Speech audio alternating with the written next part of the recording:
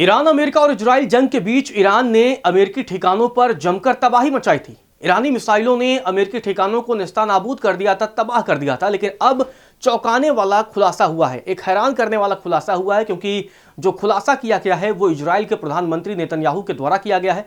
और नेतन्याहू ने बता दिया है कि चीन ने ईरान की मिसाइलों को बनवाने में उसकी काफी हेल्प की थी। अब बयान इस वक्त क्यों आया है, इस बयान के मायने क्या हैं और अब कैसे चीन ने ईरान की मदद कर ट्रंप की टेंशन बढ़ा दी थी, इस पूरी रिपोर्ट में आपको विस्तार से बताता हूं। लेकिन उससे पहले अगर आपने लोक सेवा न्यूज को सब्सक्राइब नहीं किया है तो आप चैनल को सब्सक्राइब कर लें। दरअसल इजराइल के प्रधानमंत्री हैं बेंजामिन नेतन्याहू, उनकी तरफ से यह बड़ा बयान दिया गया है। उन्होंने कहा है कि चीन ने ईरान को मिसाइल बनाने में मदद दी है। नेतन्याहू की तरफ से कहा गया है कि चीन ने ईरान को कुछ सपोर्ट और मिसाइल मैन्युफैक्चरिंग से जुड़े कंपोनेंट्स अवेलेबल कराए। नेतन्याहू ने सीबीएस न्यूज को इंटरव्यू दिया है। उन्होंने इसी दरमियान बड़ा बयान दिया और यह भी हालांकि पूरी जानकारी देने से इनकार कर दिया, लेकिन हिंट उन्होंने कहा है कि बड़े पैमाने पर चीन ने ईरान की मदद की थी।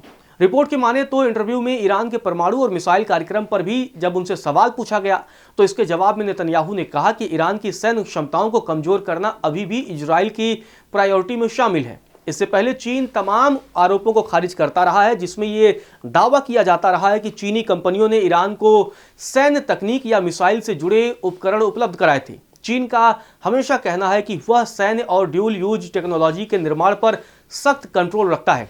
अमेरिका और इजराइल लंबे समय से आरोप लगाते रहे हैं कि चीन और ईरान के बीच सैन्य और तकनीकी सहयोग मौजूद है।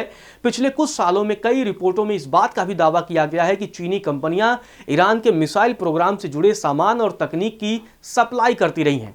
और अब इसी बीच नेतन्याहू का यह बयान सामने आया है। नेतन्याहू ने अपने बयान में कहा कि इजराइल की ओर से डोनाल्ड ट्रंप को ईरान सरकार के जल्द गिर जाने के बारे में बहुत आशावादी आकलन पेश किए जाने की बात गलत है। हम दोनों इस बात पर सहमत थे कि इसमें अनिश्चितता और जोखिम शामिल थे। ईरान में हमें बहुत कुछ हासिल हुआ है, लेकिन यह युद्ध अभी खत्म नहीं हुआ है। अभी परमाणु सामग्री और संवर्धित यूरेनियम को ईरान से बाहर निकालना है। अभी भी संवर्धन स्थल कायम है जिन्हें नष्ट किया जाना है।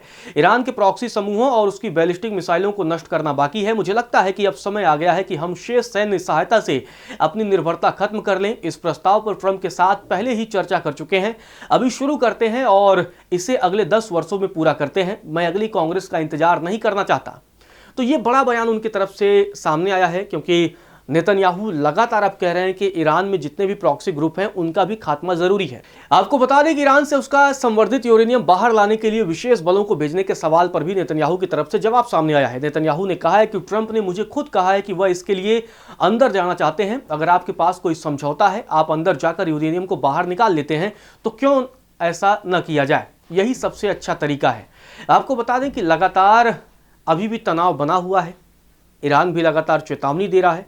होर्मुज में तनाव बना हुआ है और इसी बीच जिस तरीके से चीन की भूमिका को लेकर लगातार ये सवाल खड़े हो रहे थे कि क्या चीन चोरी छिपे ईरान के खुलकर मदद कर रहा है, क्योंकि हमने देखा जब लगातार ये तनाव चल रहा था तो उस वक्त भी होर्मुज से चीनी जहाज बेधड़क होकर जा रहे थे, क्योंकि चीन दुनिया का सबसे बड़ा ऑयल इंपोर्टर है। और अब चीन की तरफ से लगातार इस बात को इनकार किया जाता रहा है कि उसने इस जंग में ईरान की किसी भी प्रकार से मदद की है। लेकिन दूसरी तरफ अब नेतन्याहू ने यह बड़ा खुलासा कर दिया है, हालांकि उन्होंने इसकी पूरी डिटेल देने से इनकार किया है।